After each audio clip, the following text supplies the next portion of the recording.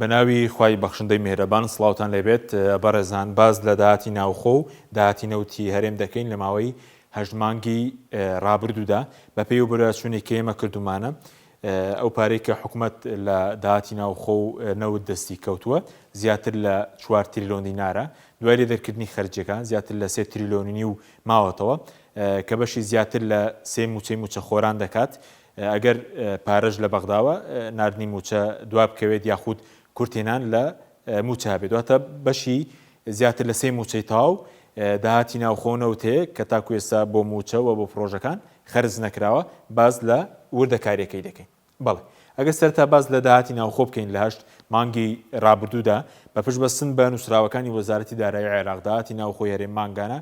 411 میلیارد دینارە ئەگەر 8 مانگ بە 411 میلیارد دینار بخەمڵێنین لە کۆی هەژمانکە دەکاتە 3 تریلیۆن و 288 میلیارد دینار کۆی خەرجیەکان کە لەو 3 تریلیۆن و 288 میلیارد دینارە خەرج کراوە 1 تریلیۆن و 388 میلیارد دینارە کە 230 میلیاری ڕادەستی بەغدا کراوە کە هیمانگی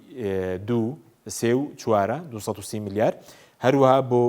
موچەش 678 میلیارد خەرج کراوە چونکە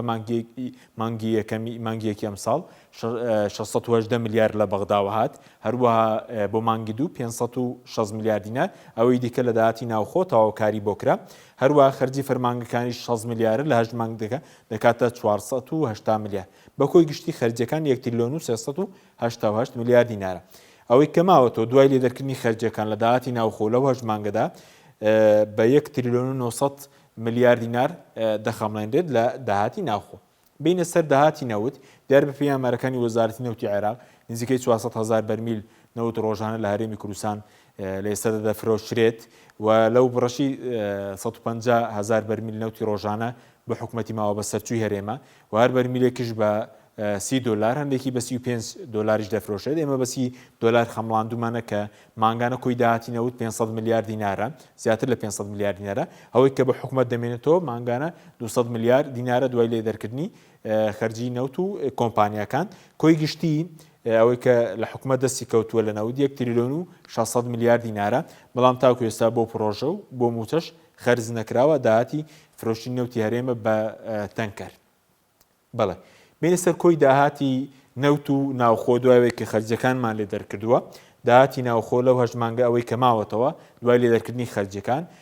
بە 1 تریلیۆن و 900 میلیارد دینار دەخەمڵێنرێ هەروەها داهاتی نەوتیش لەو 8 مانگەدا بە 1 تریلیۆن و 600 میلیارد کۆی گشتی 3 تریلیۆن و 500 میلیارد دینار کە بەشی زیاتر لە 3 موچەی تاوای موچەخۆران دەکات کە تاکو ئێستا ئەم بڕەپارێ نە بۆ پرۆژەکان خەرج کراوە نە بۆ موچەش خەرج کراوە کە پارەی زیاتر لە 3 موچەی تاوای موچەخۆرانە و حکوومەتی ماوە بە سەرچووی هەرێم بۆ موچە و بۆ پرۆژە خەرجی نەکردووە ڕوونکردنەوەیکیشی نیە لەسەر ئەو بڕەپارەیە کە چیان لێ کردووە لە داهاتی نەوت و ناوخۆ بەخوای گەورەتان سپێرین خواتان لەگەڵ